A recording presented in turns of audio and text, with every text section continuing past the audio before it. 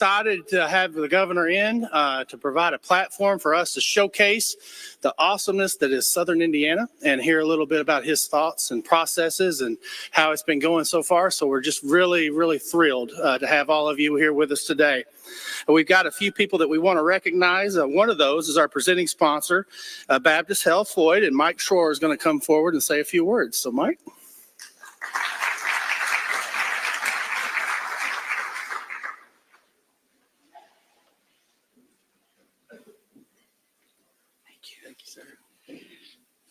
Good afternoon. Thank you all for coming this afternoon. It's our honor as Baptist Health Floyd to be the presenting sponsor for this important event. As you're all aware, there is so much going on, not only in the country, but especially right here in the state of Indiana. And it is so important for all of us to be in the know and to ask a lot of questions and to be there as a support to what we want, not only our local community, our state, and our country to be going forward. I've been able to meet several times now with Governor Braun. I met with him when he was a senator as well, and just appreciate how he sits and really listens to what we have to say and really takes things to heart. And so I think today is going to be a very meaningful event. Hearing from the governor. And again, we're just so happy all of you are here. And thank you very much. Thank you, Mike. And we appreciate your continued support and investment in 1SI. Let me put my eyeballs on because we got people we want to recognize, and I don't want my eyes to get ahead of my mouth and miss anybody. We do want to thank Baptist Health for that presenting sponsorship. They have walked alongside us and invested in us heavily in the advocacy arena, so we appreciate that so much. But we have some other sponsors as well today. We've got our platinum sponsors, Duke Energy, First Savings Bank, Matt Construction, Meta, and River Ridge Commerce Center. We've got our gold sponsors, Mr. P Express, our production sponsor, Sounds Unlimited Productions. And then also, we have our advocacy committee that we want to recognize.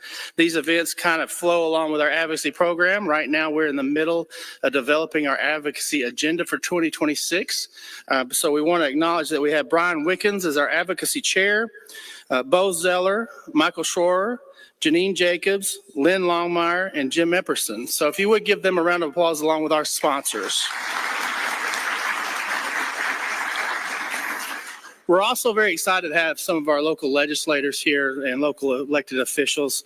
I say a lot of this at ribbon cuttings and other events, but it takes the person's vision to start a business, correct? And it takes a company's willingness to move here. So it does start with them. However, you can't do it without your local elected officials. They're extremely important. All the things that they provide from an infrastructure standpoint, from tax abatements and all the things that go into that, but also the support of the mom and pop business. And so we really can't do it without the support of our elected officials, local government. I want to thank you all so much. We have a few of those here today. So the Honorable Jeff Gahan, Mayor of New Albany. We have State Representative Wendy Dant Chester, House District 71. We have City of Jeffersonville Council Donna Reed, District 5, and City of Jeffersonville Council Bill Burns, District 2. So let's give them a round of applause.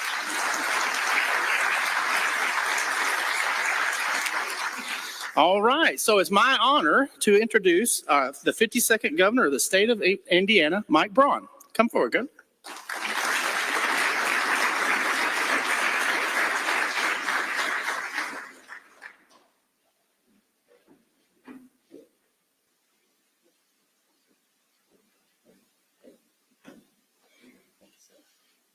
Have a seat.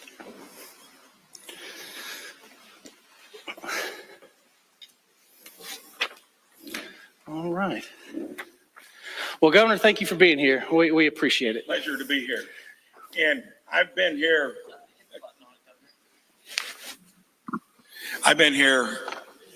once before at least, and it's a beautiful venue. Yeah. Kudos to the folks that made the meal. I could almost do with some leftovers to take home. We can make that happen. And then the reason I brought this up, never is root beer available. So Very nice. Excellent, excellent. Well, like I said in the opening comments, we are so excited to host you here. There's been a lot of growth in Southern Indiana.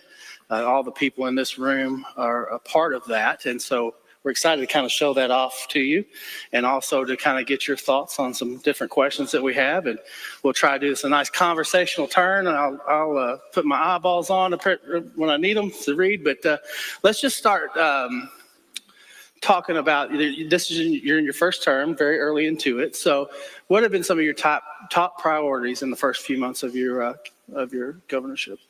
So number one, I get asked, how are you transitioning into the governor's job? Yeah.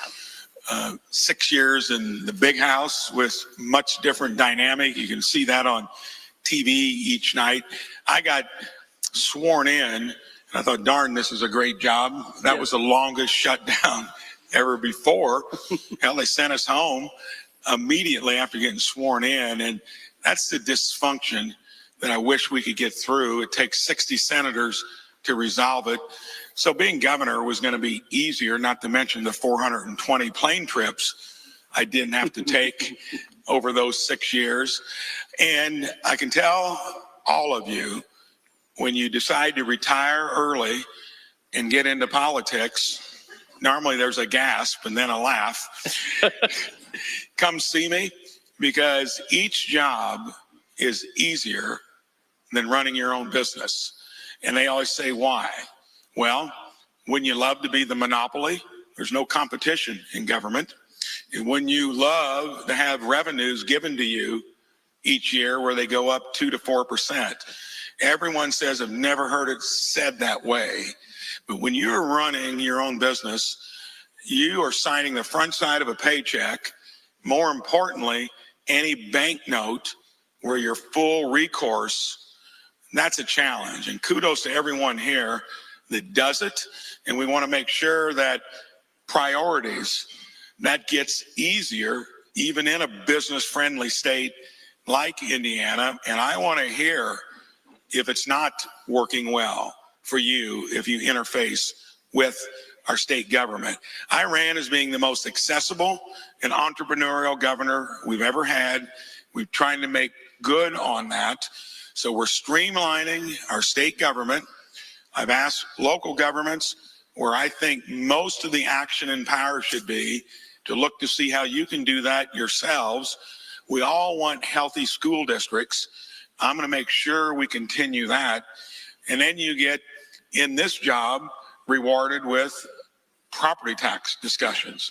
That ate up all the oxygen in the room, and I think we gave real measurable relief to the taxpayer. And asking again, local governments, school districts to run it like a business. Most of them do. And always interested in hearing how I can make that easier for you. But then beyond the mechanics of state government, fixed healthcare in my own business 17 years ago. Way too much detail unless we go into that later. Be happy to tell you how that's worked. No premium increases in the company I ran for 37 years in the last 17 years. It can be done. That is the biggest driver of costs in our federal government, and now sadly through Medicaid in our state government. Half of our budget is K through 12, and that budget is $23 billion a year. And then the next biggest expense would be post-secondary education, support of our public universities, and now getting real close to eclipsing it is our share of Medicaid in healthcare. It is based currently, and I've had 6 or 7 discussions with CEOs of hospitals around the state. Got one more, I believe, up in Gary. I want to get with them to see how we can make it more based on wellness and prevention, not expensive remediation. And they are looking to how do we survive with Medicaid and Medicare, keeping reimbursements at a level many don't think they can survive with. So those are the big priorities. Throw utility rates in there, data centers. What does that look like? Infrastructure, which is why I ran for the State House. All of those would be priorities. And we want to approach it by doing it at the best value and being entrepreneurial. Well, you've addressed every question that we're, no, I'm kidding. The things that you are hitting on certainly is exactly what's top of mind for us. So how do you go about balancing the immediate challenges that you face with your long-term goals? So again, take that from the Q in business. Every decision I made was focused on the long run, trying to survive in the short run. Yeah. And then you get the midterm, which gives you a little closer kind of a challenge of what you're going to be dealing with in 3 to 5 years. I can tell you in a business that grew about 17% each year, we had to really be careful that you didn't get too far ahead, that you paid the bills in the meantime. Mm-hmm. Our federal government's completely lost its grip, where it's actually borrowing money from our kids and grandkids for its latest and greatest idea, and they're borrowing 30 cents on every dollar they spend. So I think we need to avoid the things we know that don't work. Yeah. So when it comes to state government, you're generally going to be thrown into the issues of the day: property taxes, mm-hmm. high utility rates, and you'll deal with them as you try to get through to the issues that generally are most important to Hoosiers and Americans. Yeah. How are we going to educate our own kids affordably? How are we going to keep ourselves healthy so that we can enjoy life? Yeah. And my main goal is going to be to take all the variables that I know work in the real world. I've had enough tutorial in government, 6 years in the big house, 3 years on roads and transportation and ways and means in our state government, and then get everyone involved on what we can do community by community to make it work. Excellent, excellent. So we work very closely with Southern Indiana Works. They are a partner with us specifically in the 3 counties that we serve in economic development, and certainly in the other counties they serve as well.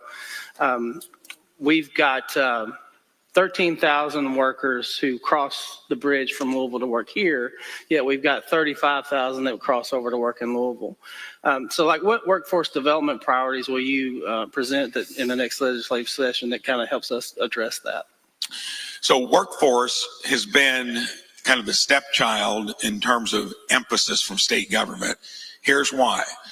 The mantra that the only way you can be successful is through a college education, we may all aspire to that. Sad statistics would be that half of the kids we guide into a college degree don't complete it. And there's been no real guidance on what are those high demand, high wage jobs that we can find in Indiana. If you don't get that right, we've just, first of all, burn time and money, half not making it to the finish line, or you get a degree where there's no market for it in Indiana. We're actually encouraging our kids to move out of state or back into the basement. At least they're staying home, I guess. We need to make sure through our diplomas, which we've reconstructed, Indiana's being looked at in terms of how you give workforce for those high demand, high wage jobs as much attention as we do over the years on 4-year degrees. And sadly, in our own state, we underproduce the one degree that there's demand for above all others, a STEM degree. And I'm going to get that balance. So Indiana is in the best place in the country. Other states are looking at it. That was started even under the prior administration. We are finessing it.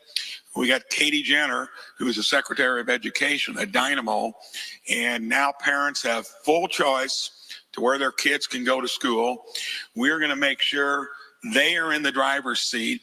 And workforce, if we get it right, there's 130,000 jobs in our state that need it, that would pay more than 90% of all college degrees, and then get it balanced going forward. Yeah. So workforce, going to be an engineer, a doctor, a lawyer, a few other things. Make sure those degrees are being created, or else we're on purpose sending our own kids out of the state to look for work. Where do you see the community in this role with the initiatives that you're trying to do in order to keep people here in Indiana and also attract them into Indiana. So what is it that the business community and the community at large can do to support that role? So you need to recognize, and it's the responsibility of businesses and school districts to make sure that you're doing what the businesses need in terms of jobs that are available. Yeah. Businesses need to embrace apprenticeships. Toyota, one of the top 5, I think, companies in our state, they knew it when they moved into Gibson County. If Gibson County, one of 70 rural counties, didn't have them, they're lucky. There are another 69 counties that need to find something probably other than hitting the lottery and having a big company come in. Yeah. But they started what was called the 4T Academy, which was I don't know where the name came from. I always thought it was because they were dealing with 4 high schools. They were dealing with the 3 Gibson County high schools to do all of that stuff. They have a lot of need for individuals. They've created their own farm system. They've now expanded it to the 8T Academy because they're dealing with 8 high schools, and they're in Vanderburgh County, which is Evansville, our 3rd largest city. So be proactive. I come to New Albany, Jeffersonville, Clarksville. I cite you, along with Columbus, maybe Evansville, Jasper, as oases of where you're getting it right. And we need to spread that technique across the state. I mean, you look at other places, Fort Wayne. Gary used to be our 2nd largest city. With 180,000 people, they're down to 60 because it was all based upon steel. And when steel went overseas, that town got hollowed out. So we got some real fix-up cases in places, and I want those places to turn around as well.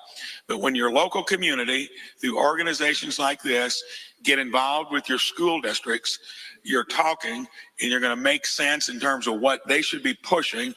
And then arguably the most important school employee is the guidance counselor. Be honest about those high demand, high wage jobs that don't take anything more than skills being developed in high school. And if you want to do something else and you're good at the company you go to work with, they'll pay for your college education. Think out of the box. Yeah. That's a good segue into the next question, because we have in our community, we have Indiana University Southeast, we've got Ivy Tech, we've got a strong local school system, plus we have Prosser, which is an awesome educational opportunity for students to go into manufacturing and other types of jobs. So this next question, and I'm going to read it so I don't get it off on it. The 2024 State of Higher Education Report emphasizes the need for higher ed programs to align with future market demands and embed work-based learning, internships, apprenticeships. What role should the state play in directing or incentivizing institutions to shift programs, phase out low-demand degrees, or evolve curricula to emerging sectors like advanced manufacturing, AI, et cetera? Well, I've already, for the time I'm going to spend in state government, that's measured in either 3 more years or 7 more years. Mm-hmm. And I want to see how much we can get done out of the gate. 2 things I did right away is completely reconstituted the Indiana Economic Development Corporation board. I was very clear. This is about regional recognition. What's working in one of the 15 areas we've designated as regions. So we're doing that. I've just filled out, or in the process of putting the last 3 members on it. You know why it took so much time to do it? Because I wanted to make sure Southern Indiana was represented. Evansville, your area, Louisville Metro, and up around Cincinnati. So we're going to have the best economic development board we've ever had for recognizing that. And then it's going to go to our public schools. And I'm reconstituting the board at our flagship university because they were the ones producing the most degrees where there was no job for it. In areas so obscure, the overhead was astounding that it was taking to do it. Focus on what's going to help Hoosiers. High demand, high wage, college degrees. So I'm going to be asking all of our public universities, if you want to get help from the state, Start dovetailing your curriculum and your approach to what is going to get our own kids to get educated there and then stay in Indiana. I hope you guys all like that approach. So if not, we're going to be in trouble because we won't have the workforce that we're going to need. Yeah. So when we talk about, the grow your own program and improving the educator pipelines, the teacher related, is there anything that you have in mind to attract and prepare highly effective teachers? I think that what we see across the board in the United States is, how do we get the best and brightest to come to our state and teach? How do we make sure they can afford to do this wonderful mission that a teacher does? So is there anything that you can speak on to that? Well, one of the proudest things we got through in this first session, again, where we had to jump into it once it was in motion, is raising minimum teacher pay from $40,000 a year to $45,000. I want to see that keep going up, and we want to get our best and brightest anxious to get back in to the profession of teaching. An astounding statistic here in Indiana: the average classroom, in terms of its ongoing operating costs, this is depreciation, maintenance, all the stuff, including instruction, a classroom is $250,000 a year. And maybe a third of it is going into instruction. The rest is going into building and administration. And all I can tell you, my office was in a used mobile home for 17 years.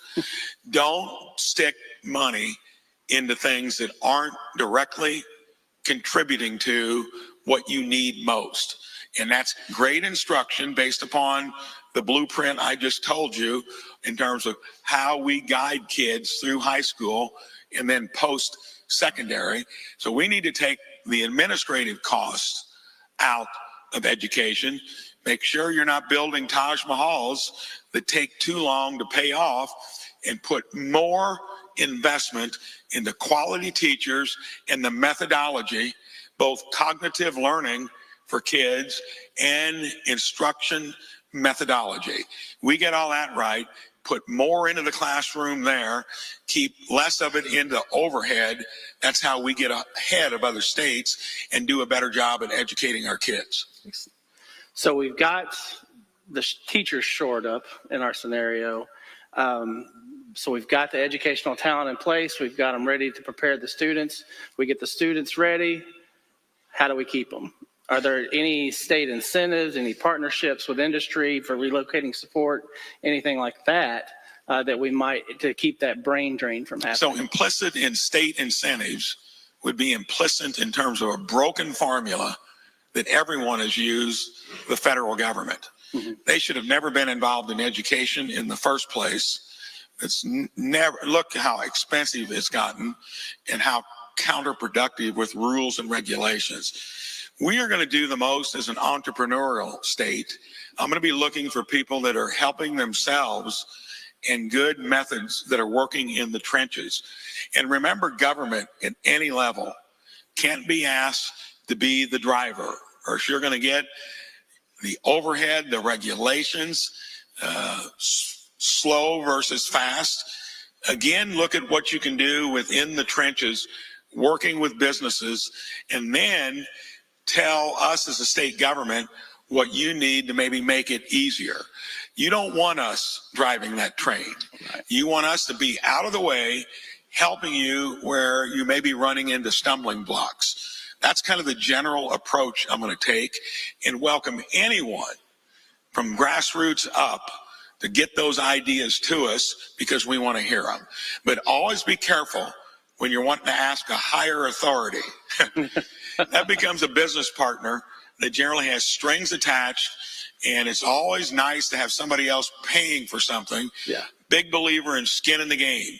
When you have skin in the game, you help control what you're doing, and you're not going to be at the mercy of whoever you might be happy to get a little of their funding, but then you don't want them running the show. Yeah, excellent.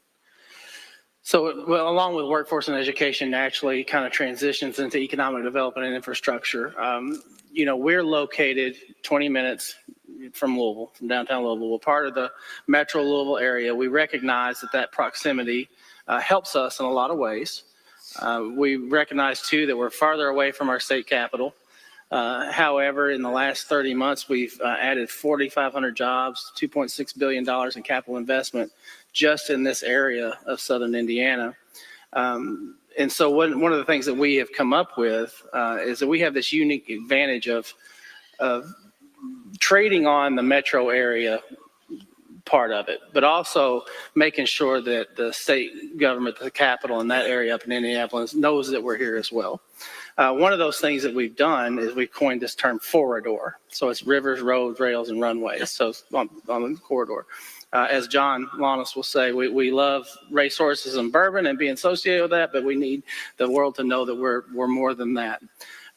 So with that said, what are your priorities for improving Indiana's transportation infrastructure when you're thinking of those terms and the extreme growth that we've had in this area and how it impacts infrastructure?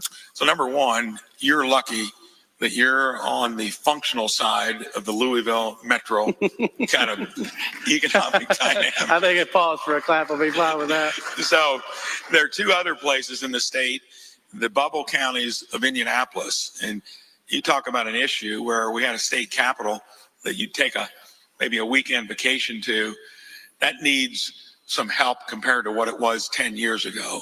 And then probably the biggest dynamo in our state would be the region. That would be like Lake and Porter County, that they're next to the third largest economy. And then you've got a place that if anybody wants to visit, I don't know that I had been there until I ran for Senate, go visit Fort Wayne. They're an oasis of prosperity that's had to do it almost entirely on their own. So you'll learn what else is working.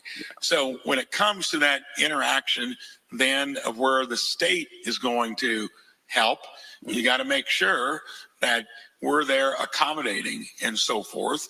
And when you get that right mix, that right balance, and to me, every time I come here and drive through New Albany, Jeffersonville, Clarksville, it looks like you're one of the few places that's getting it right. Yeah.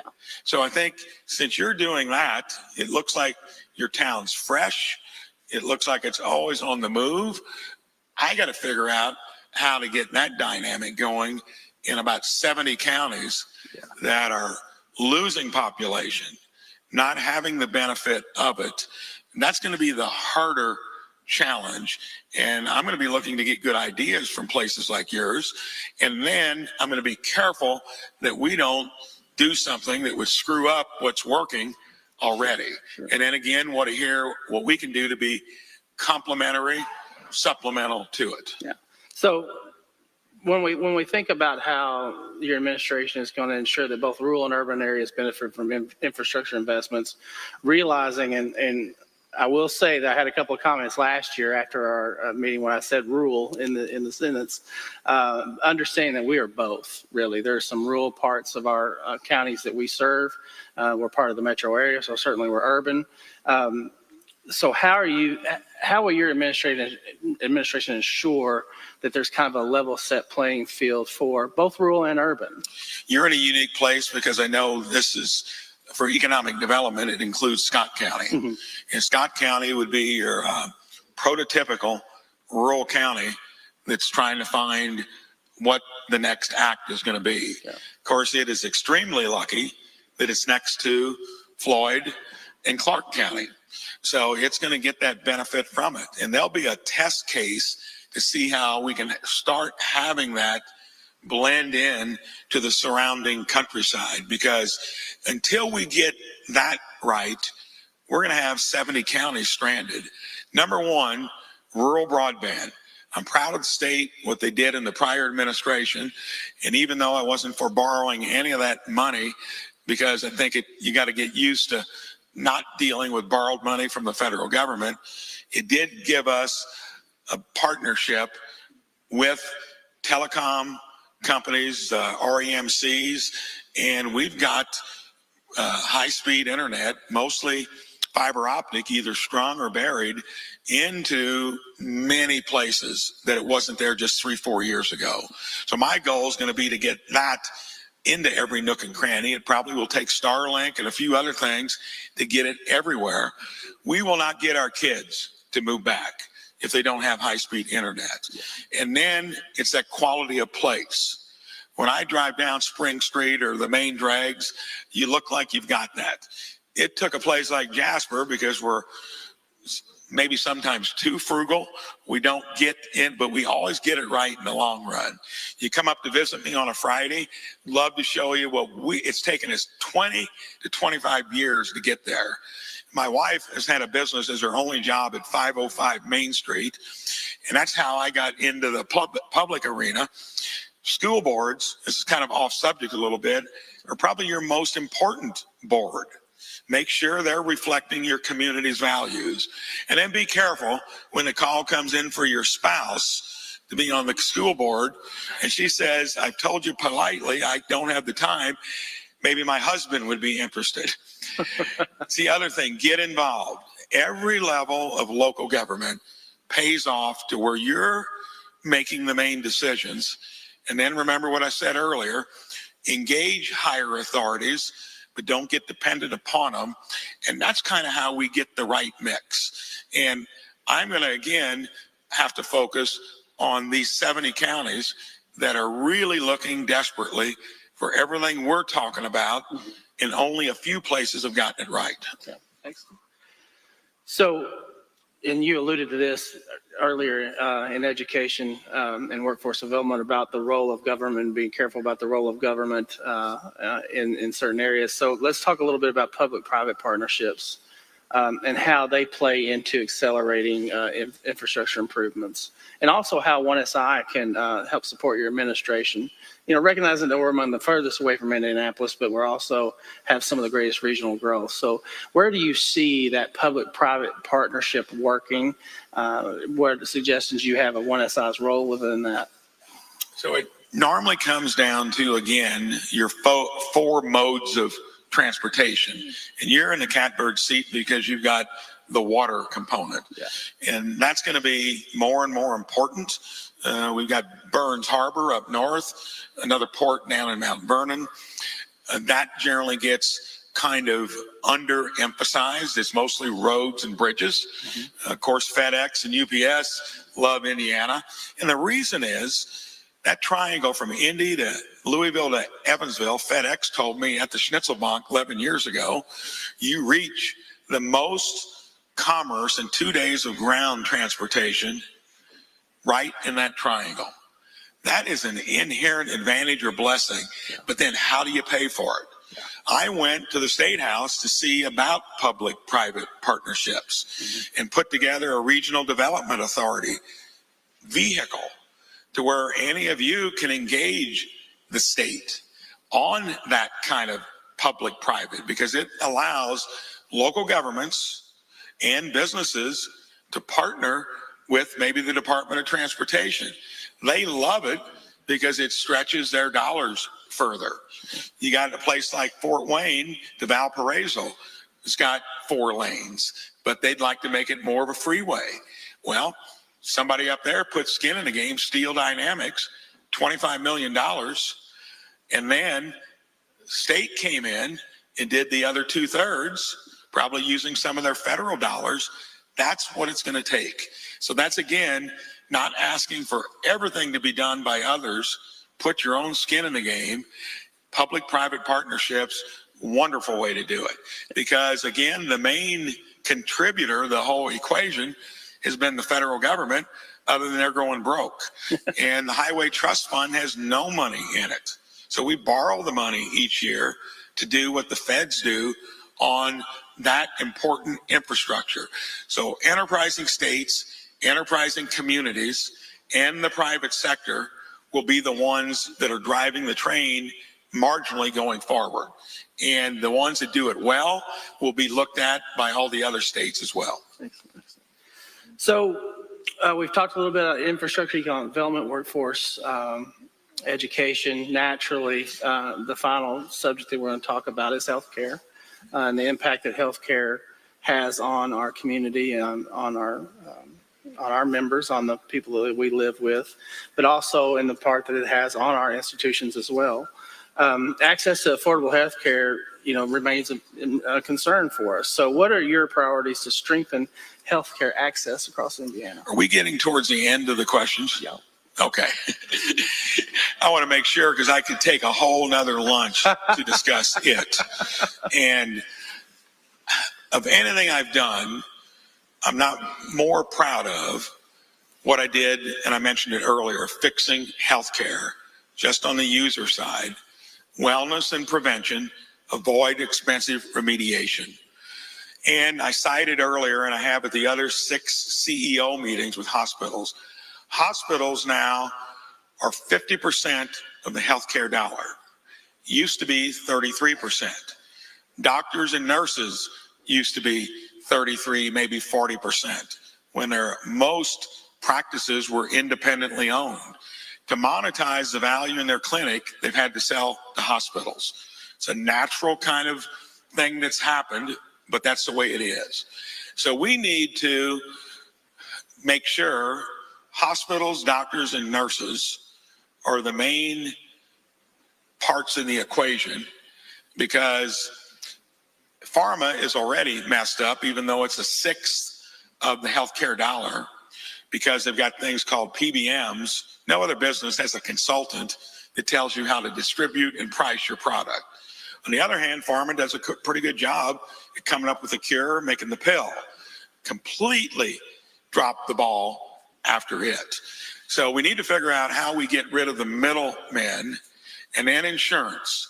In all other forms of insurance, workman's comp, P&C, auto, it's generally not much more than 5% of kind of the value or the cost of whatever industry we're in.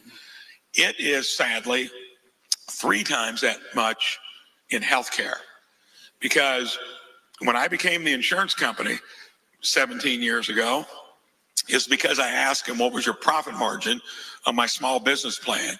And I did about drop the mic, even though I didn't have one, when they told me 25%.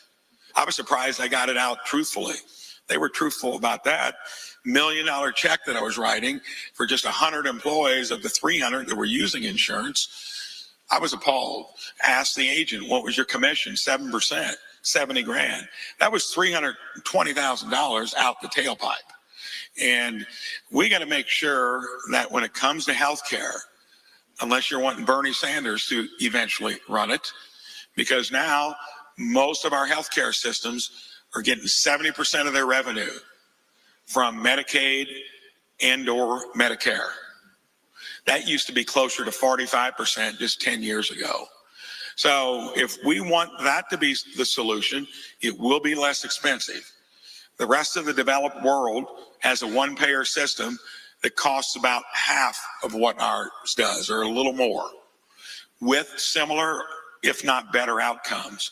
We need to enterprise among ourselves if we want kind of the best healthcare system that's out there that just costs too much, to make sure we creatively work through it.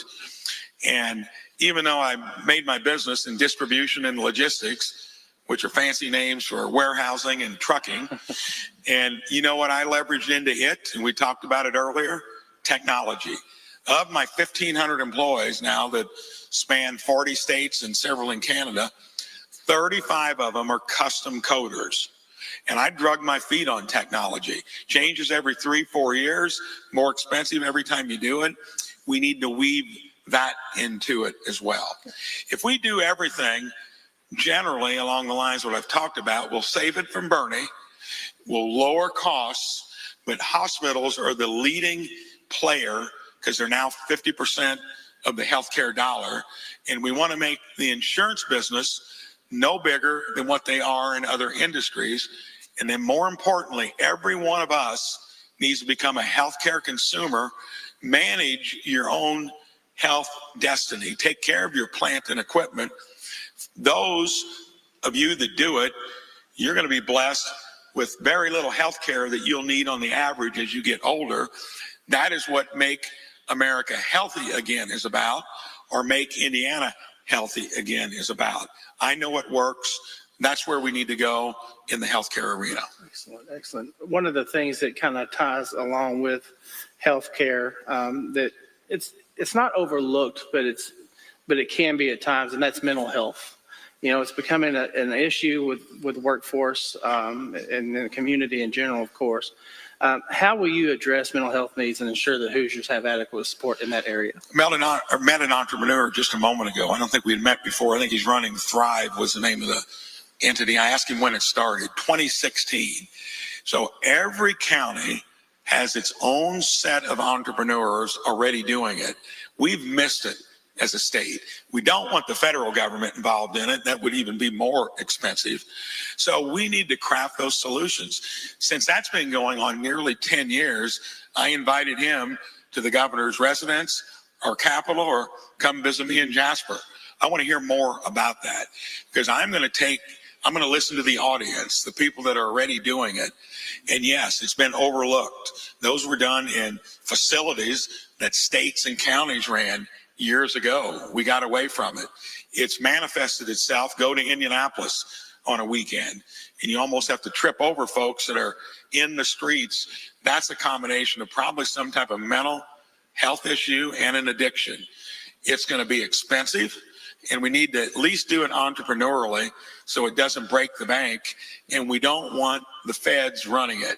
We need to be fixing that from the bottom up, and we need to be enterprising as a state government to help the entrepreneurs that are already getting started at it. That will be my approach. I'll be looking to other states to see best practices. Hopefully we'll lead on that too, but it's important. Excellent.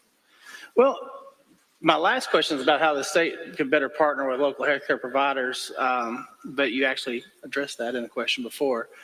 So I do want to give you a moment to just talk about your greater vision for Indiana and some of the things that you're looking forward to rolling out and implementing as you go forward in your administration. So that's very simple. I look at when Maureen and I were deciding what to do, because I was literally headed to Wall Street, highest paying job in 78 if you got a good business degree. And never forget when I told my dad that change of plans. So he knew I wasn't trading up. So he said, well, what do you got in mind, son? I said, well, we're moving back home. At least I didn't say into the basement. My wife had already told me she wanted her own business, and I loved it. That wasn't going to happen on Wall Street. Yeah. And the other thing is, I'd say family. Kids now struggle with families, don't get married till they're in their late 20s, early 30s. And a lot of that has to do with maybe apprehension about what the future looks like. We need to make sure that we never lose sight of faith, family, and community. Those have been drivers in my life. Didn't really become faith-oriented until I found out how difficult it was building a business, running for Senate, governor. You know, I asked for guidance.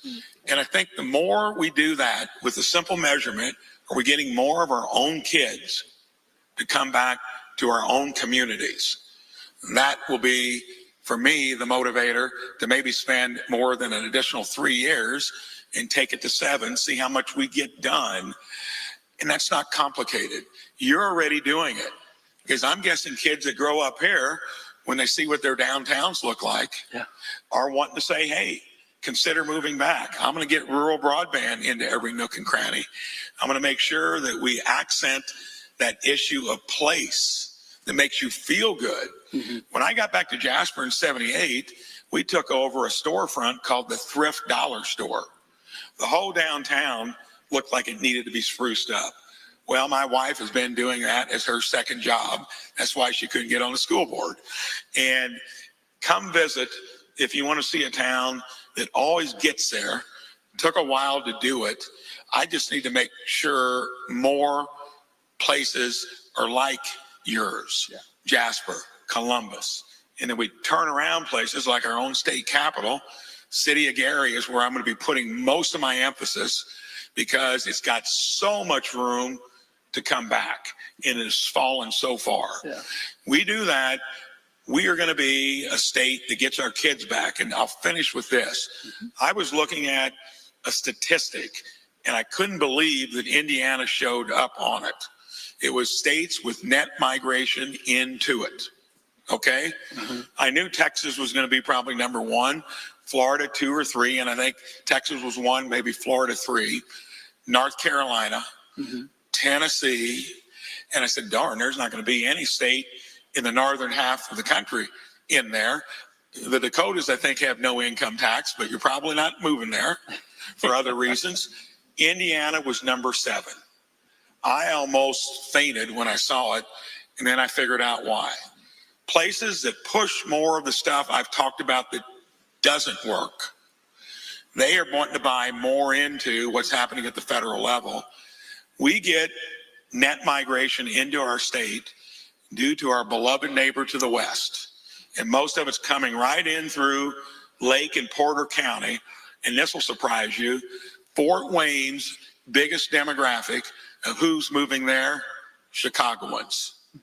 So that means some places know what it takes. That's why I emphasized it earlier. When we do that, if we can get our own kids to come back here and then do things through our state government that enable it, that will make me feel that the time spent here is really worth it, and then decide whether we're going to keep doing it or whether we've got it in good enough shape to hand it off. We'll see. I'm having a lot of fun at this job, not to mention, like I told you earlier, I got rid of those 420 plane trips being a U.S. Senator. Thanks for having me here today. I appreciate it. Well, Governor, it has been an honor to have you here, and we do appreciate it so much. As I mentioned earlier, we want to shout and crow about what we do here. We feel like we've got the right mix and right model of industry and government working together. We would be very happy if you want to spread the word of Floridor all around. We're pretty proud of that term, but we have a low marketing budget, so anything you can help. So you may regret it when I start sending other counties and places down here to look at what you're doing. I visit all 92 counties each year, been doing it since I was a senator. Sadly, there were 20 to 25 counties said they've never seen a senator or a governor. And you can imagine which ones those are, the ones that need the most help. Mostly rural, really looking to get an example of what's working. You're doing it. I'll try to project it as well. Thank you so Thanks much. again. We appreciate you. Thank you, sir. Appreciate it very much.